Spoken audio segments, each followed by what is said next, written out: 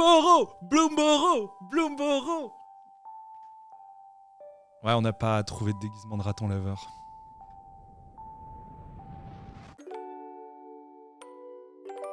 Et salut tout le monde, bienvenue dans cette vidéo un peu exclusive puisque on va vous reveal un deck Commander complet. C'est une première, pourquoi Joël? Mais je crois que c'est la première fois dans toute la communauté francophone où on peut enfin dévoiler des nouveaux decks Magic. Ouais, j'avoue que normalement c'est plutôt les anglophones qui l'ont. Et bah, cette fois-ci c'est nous. C'est nous! On va vous reveal le deck Armée Animée, le deck des ratons laveurs. Évidemment, il y a plein de choses à dire sur le deck, mais avant ça, on va remercier Wizard of the Coast et Magic France qui nous permettent de reveal ce deck. Et oui, comme on le dit, c'est une première et on en est plutôt fiers. Ah, c'est la consécration. Hein. Donc ce deck Armée Animée, Jojo, c'est du Grul. Mais c'est du Grul un peu... C'est du Grul spécial, et Dieu sait comme j'aime ce qui est un peu spécial à Magic, donc j'aime bien abuser des mécaniques qui nous demandent simplement de jouer. En fait, concrètement ici, on est vraiment dans un cas où on est à la fois un pied dans la color pie et à la fois un pied complètement à l'extérieur de la color pie. Ouais.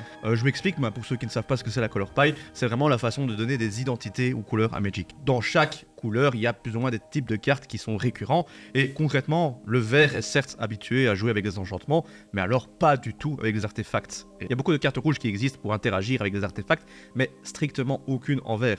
Au point que pour chaque couleur, il y a plusieurs milliers de listes sur EDH Rec qui parlent des artefacts, sauf pour le vert qui est à 77.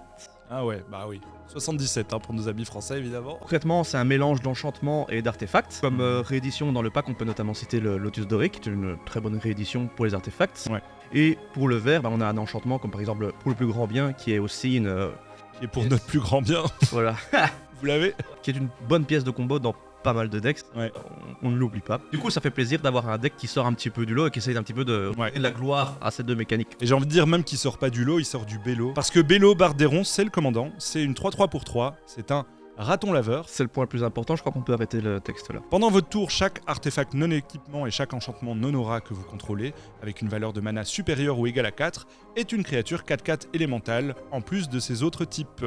Il a l'indestructible, la célérité et à chaque fois que cette créature inflige des blessures de combat à un joueur, j'ai une carte. C'est ça. Plutôt pas mal, hein. C'est bien parce que le fait d'avoir des enchantements qui coûtent 4 ou même des artefacts qui coûtent 4, c'est pas forcément plus facile dans des games un peu plus énervés de Commander. Ouais. Mais la récompense pour avoir ça. Ouais, c'est vraiment pas mal. Hein. Mais d'ailleurs, t'avais compté le nombre de cartes qui déclenchent l'effet. Donc concrètement, dans la liste, il y a 19 cartes qui vont interagir avec le Commander. Donc 19 cartes qui répondent à la condition, soit être un artefact, non équipement, soit un enchantement non aura qui coûte 4 ou plus. Ouais. Donc ça veut dire qu'on va au moins bénéficier 1, 2, 3, même entre 3 et 4 fois de l'effet sans trop de problèmes, quoi. Évidemment, bon, on dit les artefacts à 4, à 5, ça coûte cher, mais il y a quand même énormément de rampes dans le deck, et notamment des cartes qui rampent et qui vont aussi déclencher Bello. Donc là, c'est là où il est bien fait, donc j'ai l'impression quand même le but du deck, c'est de ramper. C'est beaucoup de rampes, mais le but n'est pas de rampe, le but c'est d'avoir assez de mana que pour directement poser une stratégie d'un seul coup sur le terrain. Parce que Bello, c'est un commandeur qui rend toutes les cartes du deck dépendant de lui, mais qui est très vite menaçant. Donc on a envie de bénéficier en même temps de Bello et d'un premier enchantement ou artefact. Ouais, tout à fait. À la clause, quoi. Si on parle de chiffres clairs sur le deck, on a une curve qui est quand même entre 1 et 7, on va dire, en curve. Bon, il y a Galta, mais c'est pas 12, c'est plutôt 3, hein, voilà. Donc on a quasi 39% de rampe dans le pack, entre les artefacts, les petits sorts et tout. Il y a par exemple Explorer, et on a un super reprint, on va bientôt en parler. Donc un pack qui est vachement monté autour de je rampe into énormément de value et de good stuff.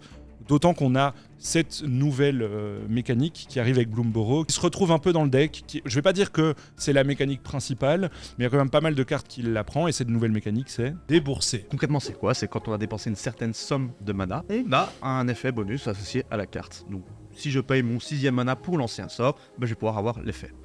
Attention que du coup, ça veut dire que même si vous arrivez à renvoyer dans votre main une carte qui a la capacité de dépenser, le fait de rejouer la carte ensuite ne va pas réinitialiser la capacité.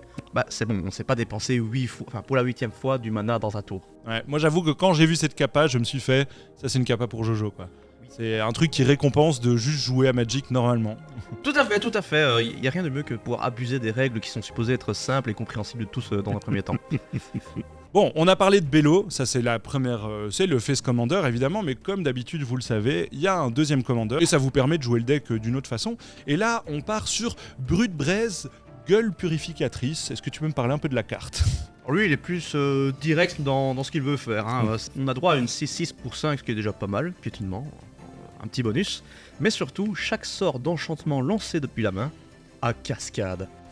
Ce qui est bien, c'est qu'on est dans des couleurs grules, donc le rouge n'est pas forcément le plus friand des enchantements, mais ça permet un petit peu de mitiger la force de la bestiole, parce que si on avait un général vert-blanc, bon, parce qu'on n'oublie pas que les enchantements, il y a quand même les tripleurs de dégâts qui existent, quoi. Celui-là, il a une stratégie qui est beaucoup plus unidirectionnelle, quoi. Il y a les artefacts, on s'en fout. Hein. Disons que si on joue Brute Braise, l'adversaire saura déjà à quoi s'attendre, quoi. Il s'attend pas à avoir des artefacts. Mais donc, ce que je trouve intéressant dans la façon dont le deck est construit, c'est que comme on a vraiment cette variante de rampe qui est très très présente, en fait, quoi qu'il arrive avec Brute Braise, la majeure partie des artefacts que vous retrouvez qui correspondent aux critères de Bello sont en fait des artefacts qui vont vous servir à rampe. Je trouve ça intéressant dans la construction du deck, c'est qu'on a on a un truc qui est quand même bien équilibré. Honnêtement, j'aimerais être une petite souris, je dis ça parce que c'est Bloomborough, et être dans les discussions de comment ils créent des decks, tu vois, chez Wizard, parce que ça doit être un bordel, mais pas possible, quoi. J'aime bien la thématique, hein, elle est particulière. Par contre, il y a autre chose, ce n'est pas un troisième Commander, mais... On va en parler justement, parce qu'on va vous parler des nouvelles cartes et des reprints. Mais avant de passer à cette rubrique, évidemment, on va parler que chacun des decks est accompagné par une troisième foil dans le deck, Full Art Foil, qui est un Planeswalker en fait. Et ici, on a la chance d'avoir Domri, l'anarchiste de Bolas, en illustration alternative. Donc, toute personne qui finit sur Bloomborough finit transformée en animal. Et Domri n'échappe pas à la règle. Elle est vraiment sublime la carte. Genre vraiment, le commandant en full art foil là et le Domri sont magnifiques. Ça c'est vraiment, en ouvrant le deck, je me suis fait waouh, c'est beau quoi. Vous êtes de plus en plus nombreux et nombreuses à regarder Sol Ring et honnêtement, c'est un gros kiff. Malheureusement, la plupart des gens qui regardent l'émission ne sont pas abonnés à la chaîne Bandit et ça change énormément pour l'avenir de l'émission. Parce que plus d'abonnés, ça veut dire potentiellement plus d'accès aux sponsors et donc plus d'épisodes. Donc si vous n'êtes pas encore abonné, s'il vous plaît, n'hésitez pas, cliquez sur ce petit bouton, ça peut vraiment changer notre destin. On a donc, en plus d'une nouvelle mécanique qui est amenée avec le set, on a quelques nouvelles cartes. On a évidemment des Unco de l'extension Bloomborough, ça c'est souvent le cas dans les decks. On a aussi quelques cartes qui sont exclusives au pack, donc qui ont été créées pour le pack. Avant de commencer, je pense qu'on est obligé d'en parler, on a des ratons laveurs. Alors, fun fact, il y a 20% des créates qui sont des ratons laveurs dans le deck. Mais je trouve que c'est bien. Magic avait besoin de ratons laveurs. Oui, mais tu sais ce qui est encore mieux avec les ratons laveurs, c'est qu'on les associe à quoi en général dans la vie? À des bandits. On peut parler de cette carte, c'est vrai, je me la garde un peu pour la fin, mais maintenant c'est vrai. Le bandit prospère. Je suis content de reveal le deck puisqu'il y a le bandit prospère dedans. Donc c'est une 2-2 pour 3, rouge. C'est un raton laveur et évidemment un gredin. Et alors il a aussi la nouvelle mécanique de Bloomborough. Ça tombe bien, on n'en avait pas encore parlé, mais c'est Progéniture 1. Donc, Pour un supplément de mana, vous avez droit à une copie 1-1 comme jeton de la créature que vous avez lancée dans un premier temps, quoi. Concrètement, si la créature a un effet, vous aurez une copie qui a l'effet égal. 2-2 initiatives, c'est toujours sympa. À chaque fois que cette créature inflige des blessures de combat à un joueur, créez autant de jetons trésors engagés. On pourrait parler d'une autre carte qui est exclusive et qui est nouvelle, c'est le Faucon Pyrofaucheur. C'est une 4-4 pour 5, vol célérité, à chaque fois qu'il attaque, il gagne plus X plus 0 jusqu'à la fin du tour, X étant la valeur de mana la plus élevée parmi les artefacts que vous contrôlez. Ça rentre bien dans le deck. Ça rentre bien dans le pack. Et là, à chaque fois que vous déboursez 6, acquérez le contrôle de jusqu'à un artefact ciblé tant que vous contrôlez le Faucon Pyrofaucheur. Ça veut dire qu'il peut s'auto-feed en fait. Ah ouais, tu joues un artefact cher, je te le vole et je m'auto-feed quand j'attaque. C'est quand même une carte qui est plutôt sympa. Moi, ce qui m'avait surtout marqué, c'était une autre nouvelle carte qui utilisait également débourser. C'est un autre petit raton laveur, si je ne dis pas de bêtises. Effectivement, l'éclaireur de sentier. 1-3 pour 2. Qui te permet d'avoir un mana de la couleur de ton choix quand tu l'engages. C'est déjà Très fort. un petit dork, quoi. Mais surtout, quand tu débourses 8, il te permet de récupérer une carte permanente de ton cimetière. Et ça, c'est des choses que j'aime bien, quoi. C'est des cartes qui ont un effet qui s'inscrit dans une logique de base, mais en plus, il y a un petit quelque chose derrière, quoi. Parce que... Tant qu'on est dans les petits animaux mignons, il y a une carte qui m'a beaucoup amusé, c'est l'hamstérosphère roulante. C'est un véhicule 4-4 pour 7. Elle gagne +1/+1 pour chaque hamster que vous contrôlez. À chaque fois que la hamstérosphère roulante attaque, vous allez créer 3 jetons de créature 1-1 rouge hamster, puis elle inflige X blessures à n'importe quelle cible, X étant le nombre de hamsters que vous contrôlez. J'adore la carte. Je la trouve folle, l'art est fou aussi, enfin tous les arts en fait Bloomborough, on va en parler d'ailleurs, restez avec nous parce que vous allez voir qu'il y a certaines cartes que vous connaissez déjà qui ont été réimprimées et qui ont droit à un petit traitement Bloomborough et honnêtement ça régale. Et tu sais ce qui est marrant avec cette Hamster of Sphere avant toute chose, c'est que c'est un véhicule. Mais les véhicules sont des artefacts, d'accord? Mais du coup, avec le Commander, le véhicule est entre guillemets déjà animé en tant que 4x4. Tous les effets qui sont inscrits sur la carte, que ce soit des mots-clés comme la vigilance, le pétillement, le vol et j'en passe, le véhicule va pouvoir en dépenser même s'il n'a pas été piloté. Ouais, c'est trop bien. Dans les nouvelles cartes qui m'intéressent, on a la classe, le retour des classes. Ça a été annoncé avec Bloomborough, mais là on a le talent de l'alchimiste. Donc ça coûte 4. Alors déjà, premier effet. Quand il arrive en jeu, on met 2 trésors, ce qui est déjà vraiment... Engagé. On peut pas tout avoir dans la vie. Alors, on va payer 2. Donc un mana, un co et un rouge. Les trésors qu'on contrôle ont sacrifié cet artefact, ajouté 2 mana d'une seule couleur de votre choix. Certains penseront à ce petit dragon de Kaldheim. Bon là, c'est vu. Place au raton laveur. Pour 5, on passe au niveau 3. À chaque fois que vous lancez un sort, si du mana d'un trésor a été dépensé pour le lancer, cette classe inflige un nombre de blessures égal à la valeur de mana de ce sort à chaque adversaire. Je sais quelle fois par tour. Non, à chaque adversaire. Ah, alors une carte qui m'a fait penser à toi. Donc l'Ursidé au pelage persistant. Me demande pas pourquoi il me fait penser à toi. Créature élémentaire et ours, c'est une 6-5 pour 5. Piétinement et cachette 3, virgule. Cachette 3. C'est vraiment pété. À chaque fois que l'Ursidé au pelage persistant inflige des blessures de combat à un joueur, s'il y a des cartes exilées par lui, vous pouvez jouer l'une d'elles sans payer son coup de mana. Du coup, belle petite bête. C'est un ours en plus. J'aime bien. Ça s'inscrit pas trop dans la thématique du deck, je trouve. Oui, ça fait partie des cartes de support, quoi. C'est évidemment dans un deck, il n'y a pas toutes les cartes qui vont dans la stratégie de deck. Il y a des cartes de support qui vont permettre de donner un peu de cartes d'advantage, de mettre un compteur par-ci, un compteur par-là. Mais ça reste quand même une bonne carte. Donc on change d'animal, on va chez le blaireau. D'accord.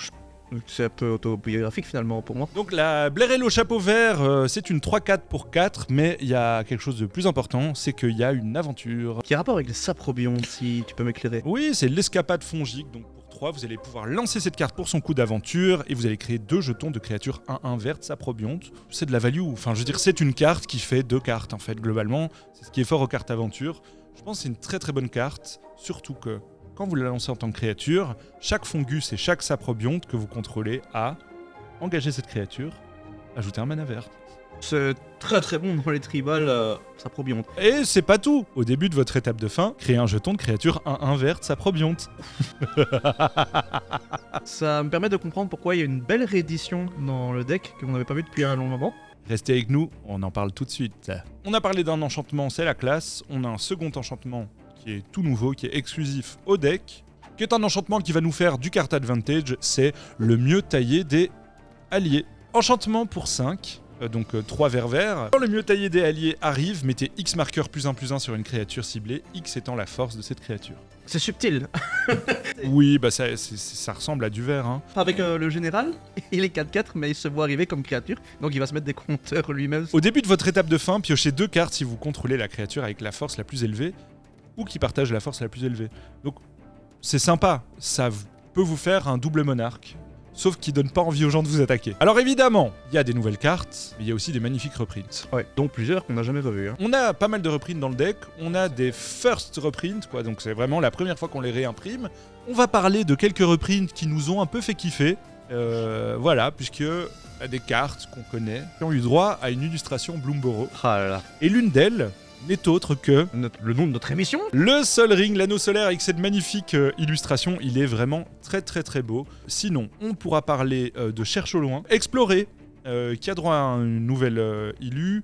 L'acte blasphématoire. L'acte blasphématoire, qui est vraiment pas mal. On a la distorsion chaotique. La tour des commandements qui est très jolie. Le cachet d'ésotérisme aussi. Ça, c'est vraiment très cool. L'invocation de l'oiseau soleil, gros enchantement. Déferlement de l'orage de guerre. Alors l'art est incroyable, je sais pas si tu l'as vu. Un verger exotique, chouette reprint aussi, c'est un bon terrain qu'on utilise beaucoup, donc très content de le voir là. Et on a harmonisation aussi, qui arrive avec un nouveau petit costume pour aller dans vos decks préférés. Donc si vous cherchiez des cartes avec des animaux mignons, vous les avez.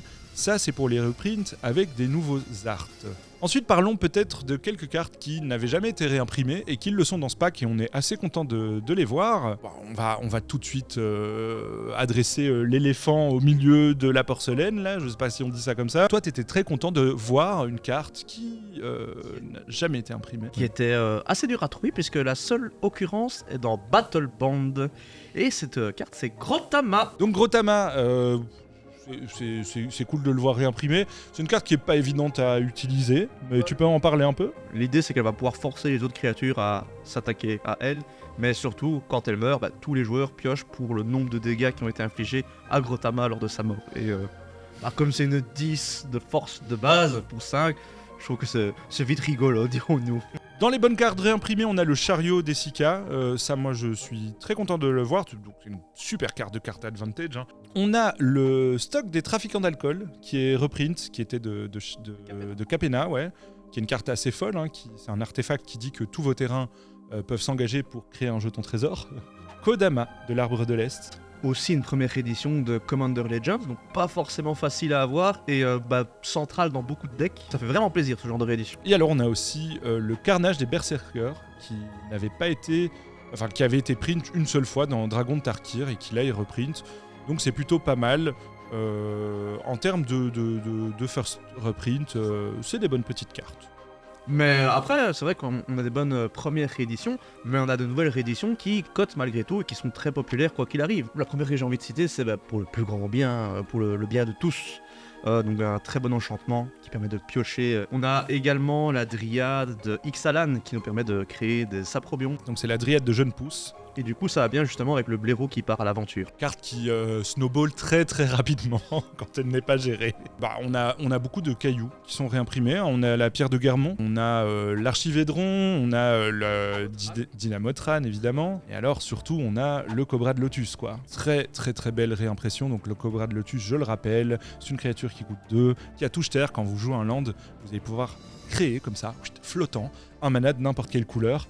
Ça fait des bêtises assez rapidement dans ces stratégies-là. C'est une de mes premières mythiques. Ouais, sinon on a chez les Grotons, on pourrait se dire qu'on a Galta. On a Galta qui est réimprimé, on a Etali, la tempête primordiale, c'est pas mal, et alors les ballottes déchaînées, qui est aussi une super bonne carte, hein, qui crée des 4-4. On a un cachet de grûle, on a du ramp. Honnêtement, le deck est sympa. On a fait un petit calcul pour les gens, les vampires de value là, parce que nous c'est pas notre cas, on joue que pour le fun évidemment, vous le savez. Ce deck va être vendu à peu près, on va dire 50 € chez Play-in, donc 49,90 € on va dire. Et si vous additionnez les moyennes de prix des cartes sur des sites de revente, vous êtes à peu près à 88 € de valeur. Donc on est quand même sur quelque chose qui est relativement positif en termes de value.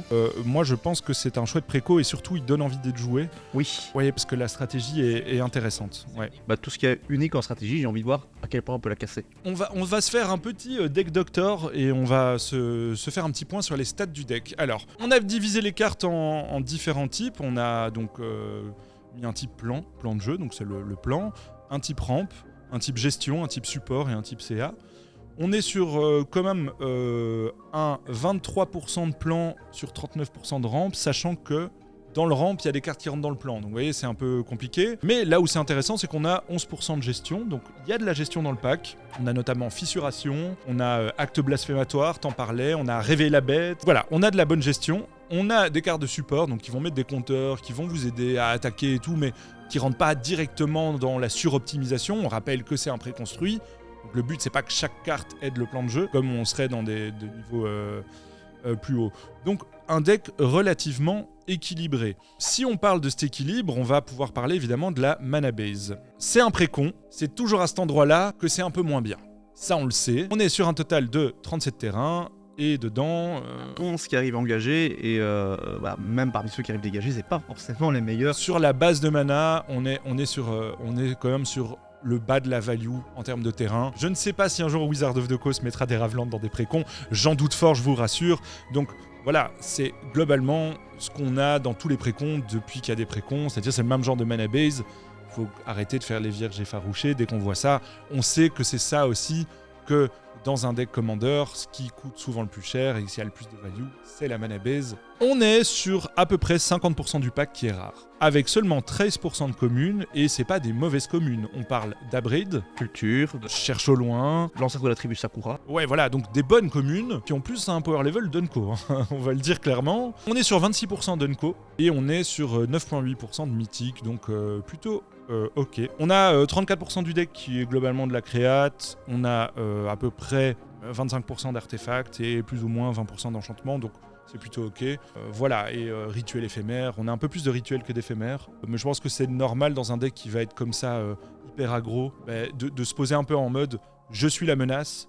Qu'est-ce que tu fais ? Ben voilà, moi je suis relativement ravi du deck. Vous allez pouvoir l'optimiser ce deck. Et toi Joël, t'as déjà quelques pistes, tu m'en as dit. Je sens que c'est le genre de deck qui te plaît. Voilà. Et donc on aura le plaisir de le tester. Il y aura un épisode de Sol Ring Tour des Précons Bloomborough. Ce sera dispo dès le 8 août sur la chaîne, donc n'hésitez pas à follow si ce n'est pas déjà le cas. Ça nous ferait plaisir. Maintenant mon cher Jojo, je te propose de rapidement montrer aux gens chaque carte et on va chaque fois faire un petit commentaire. Ça va être globalement par ordre alphabétique anglais, donc n'y voyez aucune logique. Voilà. Fissuration. Un des meilleurs removal rouges qui existent. Talent de l'alchimiste. J'adore cette classe, et, elle va briller beaucoup dans les stratégies trésors, mais elle est vraiment forte. Caché d'ésotérisme. Le classique, on ne le change pas, jouer dans tous les decks compétitifs de l'univers. Un des meilleurs mana rock en fait. Un des meilleurs mana rock possibles. Et réveiller la bête. Le meilleur anti-bête vert. Parce que je répète, c'est détruisez un permanent ciblé, hein. Donc un terrain aussi. Hein. Oui. C'est ça que les gens, ils disent c'est nul. Et en fait, ils ont pas compris que tu peux péter un terrain avec. Ça veut dire que c'est vraiment l'anti-bête universel. Bello, commandeur. Bello, il est beau. Carnage des berserkers. Un petit peu de subtilité, ça fait pas de mal. On garde en tête qu'avec le commandeur, c'est littéralement directement une 4-4 double initiative, célérité indestructible. Ouais, c'est ça. Le pactole.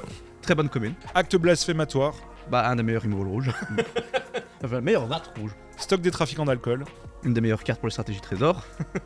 Blairel au chapeau vert, Jojo. Un must-have dans toutes les stratégies saprobiantes, hein, et elles sont très nombreuses. Alors, encore une fois, une carte qu'on voit souvent, une Unco, le cerf bruni. Rien à voir avec Carla, ça on peut le dire. La 2-2 pour 3, vous la sacrifiez pour 3, vous allez chercher 2 cartes de terrain de base, vous la mettez sur le champ de bataille engagé, puis vous mélangez. Voilà, c'est fort, quoi. Bon, alors oui, c'est pas rapide, mais c'est fort. C'est joué dans les trucs monocolores, quand même. Distorsion chaotique, voilà. Culture. Un bon classique de rampe vert. Décimation. C'est très bon si on a toutes les cibles. On peut pas le lancer sans. Mais si on a des cibles, c'est le meilleur removal du jeu. Domri, alors oui, bon, c'est pas le meilleur planeswalker de la planète, mais toi, tu l'aimes beaucoup. Bah oui, attends, le plus high, il dit littéralement je rampe et c'est un contrat. Il y avait même pas besoin d'une autre capacité. Ça, et en plus, full art, foil, alternatif en animal. Chariot des Sika. J'adore cette carte, elle est funky. C'est une carte qui s'active à elle seule en fait, et qui fait son taf toute seule. Et Tali, bon ben voilà. Ah, l'Ursidé, on en a parlé. Il est mignon. Cachette. Il est recouvert de moisissures ou... Non, c'est du pelage persistant. L'art du verger exotique, Jojo. Incroyable. Plus il y a de couleurs, plus c'est beau, plus c'est chouette. Ah, j'avoue qu'elle est bien avec les figues et tout. T'as envie d'être là en fait. Et de manger des murs. Explorer. Très bonne carte de rampe vert. Tu pioches une carte, tu joues un terrain supplémentaire.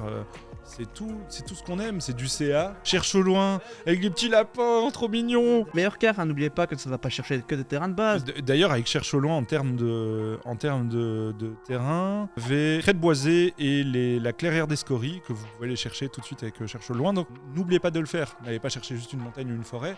Vous pouvez aller chercher d'autres terrains. Merci de le rappeler, Joël. La pierre de Garmont, ça on en a déjà parlé. Chef de meute de Garuk.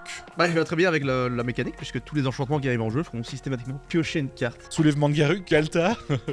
Une 12-12 pour 2, c'est toujours chouette. Oui, et surtout qu'avec notre mécanique, on a des 4-4, donc ça coûte vite moins cher, quoi. C'est ça. Lotus doré, on en parlait. Des meilleurs accélérateurs pour les jeux un peu plus calmes. Voilà, et d'autant qu'avec notre commandant, c'est une 4-4 en plus. Oui, hein, tant qu'à faire. Griffe boyau, terreur de Qualsisma. Les sorts de créatures de force supérieure ou égale à 4 que vous lancez coûtent 2 de moins à lancer. Un très bon classique pour tous les decks qui jouent grosses créatures. Violence gratuite. Si une créature que vous contrôlez devait infliger des blessures à un permanent ou à un joueur, elle inflige à la place le double de ses blessures à ce permanent ou à ce joueur. Un petit peu de subtilité, ça fait pas trop de mal. Pour le plus grand bien, on en a déjà parlé. Une carte qu'on a revue reprint, elle était déjà dans le deck Fallout, elle était... donc voilà. Mais c'est une très bonne carte. C'est vraiment une très bonne carte. C'est pas des reprints dans des decks habituels, hein. C'est quand même une très grosse reprint, hein, ça. Grotama, toujours la carte qui me fait penser à la bouche de Sauron dans le film. C'est les deux premières syllabes qui me font penser à moi. Alors elle se serait appelée Grotama, elle qui dévore tout, sauf les légumes crus, les trucs qui sont bons pour la santé, l'eau qui n'est pas sucrée et... Grumgully, quand je l'ai vu, je me suis dit, bah voilà, carte de support par excellence. Bah, ça reste une 3-3 pour 3 qui a un petit truc en plus, mais... Fait que tes enchantements sont des 5-5 et plus des 4-4. Cachet de grûle, on en parlait, c'est toujours bien d'être réimprimé. Harmonisation, C'est une des rares cartes vertes qui permettent de piocher plusieurs cartes sans dépendre de la présence d'une créature. Archivédron, bon bah ça on en parlait, bah ça reste ça reste un bon spell parce que ça se recycle surtout, c'est ça qui est intéressant. Kodama, À nouveau une pièce centrale de beaucoup de combos et franchement ça fait vraiment du bien de l'avoir réédité quoi. alors l'orateur du terreau de la Noire, donc ça c'est quand même une rare, hein, c'est une 1-3 pour 2, c'est un mana d'orc, un mana d'orc c'est quoi Joël? Explique aux gens qui ne savent pas. On désigne par mana d'orc les créatures qui peuvent s'engager pour donner du mana, le tout à des prix accessibles. Donc une mutation de Llanowar qui coûte 6 mana et donne 3 mana verts n'est pas un mana d'orc. Cobra de Lotus, Un des meilleurs accélérateurs qui existent, pierre de l'esprit, classique. on l'engage, on sacrifie, on pioche, c'est toujours bien. Siège de l'avant-poste, enchantement un peu étrange. Hein, donc quand il arrive, vous allez choisir Khans ou Dragon, ça vous dit un peu sur quel plan on se trouve. Si vous avez choisi Khans, au début de votre entretien, vous allez exiler la carte du dessus de votre bibliothèque jusqu'à la fin du tour, vous pouvez jouer cette carte, donc typique de ce qu'on appelle l'impulse draw, je pense, chez le joueur rouge de base. Et Dragon, à chaque fois qu'une créature que vous contrôlez quitte le champ de bataille, le siège de l'avant-poste inflige une blessure à n'importe quelle cible. Et plot twist, la carte est jouée beaucoup pour ce côté-là puisqu'on la met dans tous les decks jetons de l'univers. Chemin de la découverte, C'est une bonne carte. c'est bien. Explore, moi j'adore cette mécanique. C'est une mécanique la plus puissante liée aux créatures. Le don primitif, Joël, pour 6. À chaque fois que vous lancez un sort de créature, créez un jeton de créature 3-3 verte. À chaque fois que vous lancez un sort non créature, mettez 3 marqueurs +1/+1 sur une créature ciblée. Touche terre, à chaque fois qu'un terrain que vous contrôlez arrive en jeu, gagnez 3 points de vie. La carte qui fait le café sauf avec elle-même. Ouais, c'est ça. En fait, c'est un thermomix. C'est la carte. C'est genre... Et vous pouvez réchauffer vos pizzas avec la carte aussi. Même pas quand ça résout, hein, c'est quand on lance. Hein. Le bandit prospère. Meilleure carte ça. Il est trop mignon. Alors j'ai quand même juste une remarque, moi, sur la mécanique progéniture. Qu'est-ce qu'on va avoir besoin comme jeton, quoi? Je crois que ce sera un petit peu comme l'immortalisation dans Amonkhet. Donc ça veut dire qu'ils vont vraiment faire les jetons à part qui correspondent aux copies des... C'est ça. Donc on va avoir des valises de jetons, sachant que c'est les premiers jetons qui ont un coup de mana, du coup.